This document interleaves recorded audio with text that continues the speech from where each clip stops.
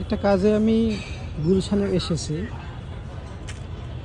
লেকের পাশেই বাগান, ঠিক বাগান না বলে আসলে মেহগনি বাগান বললে মনে হয় বেশি অ্যাপ্রোপ্রিয়েট হবে। মোটামুটি 80 থেকে 90% গাছই তো মেহগনি গাছ। মাঝে মাঝে দু একটা শিরীষ এবং সেগুন গাছ আছে,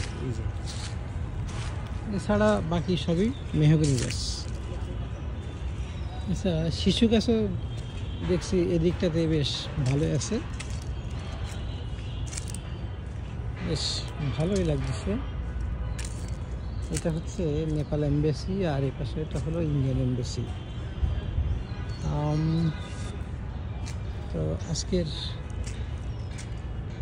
আবহাওয়াটাও বেশ ভালো, কিন্তু আমি যেটাতে বেশি ইন্ট্রিগড হচ্ছি সেটা হচ্ছে যে ঢাকাতে এরকম মেহগনি বাগান আছে, এটা আমার এভাবে জানা ছিল না। তো এখানে এসে এই জানাটা হয়ে গেল। এখানে শীতের শেষে গাছে নতুন পাতা ওঠে, জন্ম নেয় এবং পুরাতন পাতাগুলো ঝরে পড়ে।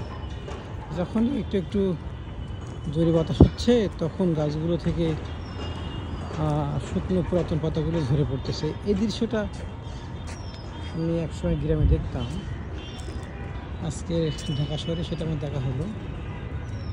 একটা ভালো অভিজ্ঞতা ইন্ডিয়েট।